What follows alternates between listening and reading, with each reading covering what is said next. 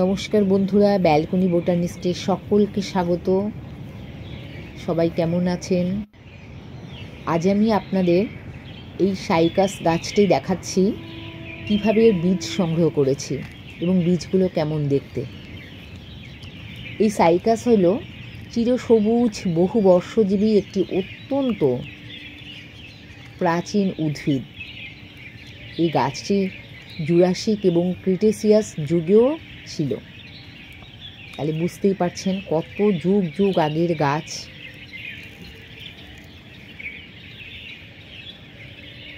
কি সুন্দর লাগছে না গাছটা দেখতে?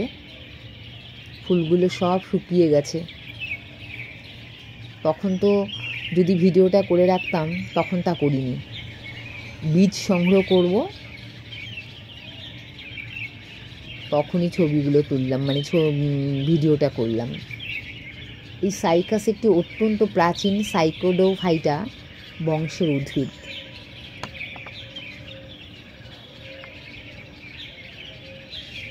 এই সাইকাস সাইকোডেসি পরিবারের একমাত্র গণ হিসেবে স্বীকৃতি রয়েছে।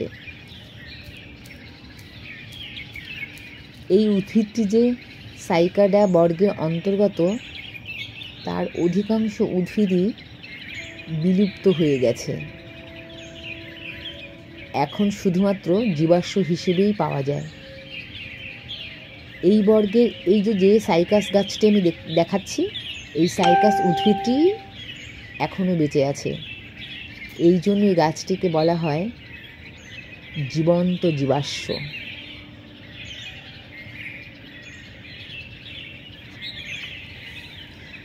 এই গাছে কিন্তু খুব একটা যত্নেরও প্রয়োজন হয় না, যেহেতু বহুবর্ষজীবী উদ্ভিদ এবং কাণ্ডটা কাষ্ঠলো টাইপের, কাষ্ঠলো।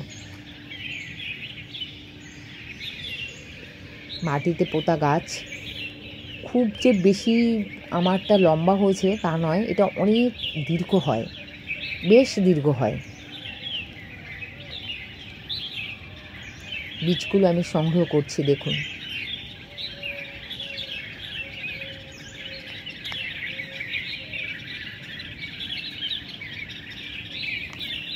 এই সাইকাস নগ্নজীবী উদ্ভিদ, তাই উদ্ভিদের বীজ নগ্ন থাকে এবং কোনো গর্ভাশয় থাকে না, তাই সাইকাস গাছের ফলও তৈরি হয় না।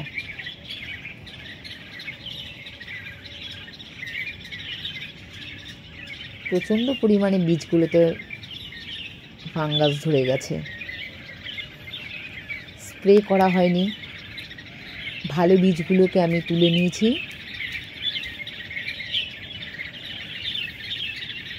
এই বীজের কিন্তু ঔষধি গুণ প্রচুর।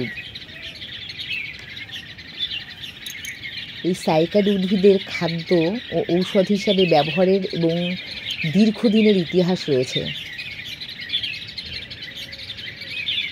এই বীজ উচ্চ রক্তচাপ, পেশির ব্যাধি, গ্যাস্ট্রোইন্টেস্টাইনাল যন্ত্রণা, কাশি এবং অ্যামোনোরিয়া চিকিৎসার জন্য ব্যবহৃত হয়।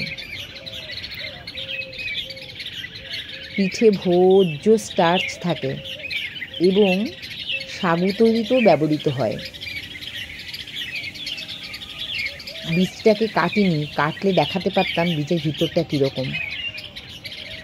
এই বীজগুলোকে নতুন করে চারা তৈরি করবার জন্য আমি রেখে দিয়েছি।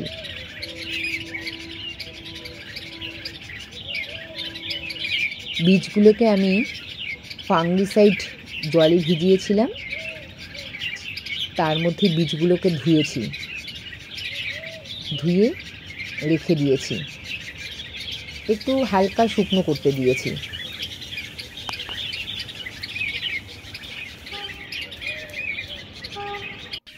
দেখুন, অনেকগুলো বীজ তুলেছি। এই যে ভিজা বালি, দেখুন কতগুলো বীজ সংগ্রহ করেছি।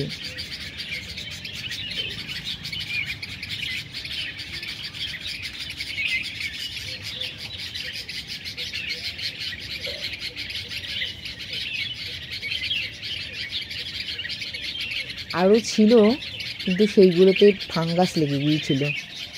এই অরেঞ্জ কালারের সুন্দর দেখতে বীজগুলো দেখুন, সামনে থেকে দেখাচ্ছি। এই যে ভিজে বালি,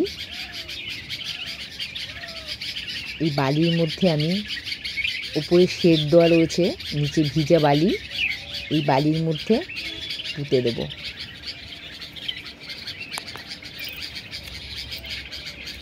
দেখুন, এই যে দিলাম। এই যে আবার কখনো কখনো এইভাবেও দিয়েছি, আবার কখনো কখনো জানি না কোনটা দিলে হবে, আমি এই দেখে নিয়ে যেই দিকটা, অনেকগুলো বীজ তো এগুলো গাছের চারা করতে দিয়েছি। এই প্রথম চারা করতে দিলাম, জানি না একটা দিয়ে কটা গাছ হবে।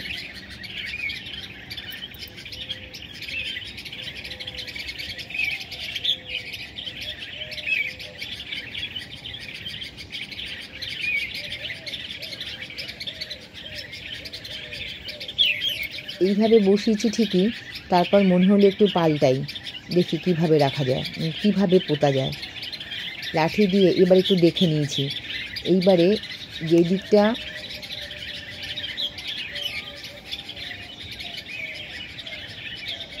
এই দিকটা এইভাবে এবার একটু পুঁতলাম, দেখি কীভাবে গাছ হয়, সবগুলোর কি হবে, আদৌ হবে কি না। সবাই আমার ভিডিও দেখবেন, ব্যালকনি বোটানিস্ট। নতুন আপনাদের একটি জিনিস, নতুন একটি গাছ দেখালাম। নতুন গাছ মানে নতুন বীজ সংগ্রহ দেখালাম, বীজ দেখালাম। অনেকেই দেখেননি বীজটা, আবার অনেকেই দেখেছেন। আমি তো প্রথম দেখলাম, আমার গাছেরই বীজ এই প্রথম হলো, আমি দেখলাম। এই গাছটিকে পরিষ্কারও রাখতে হয়, গাছে শুকনো ডালপালা ছেটে দিতে হয়। Thank you.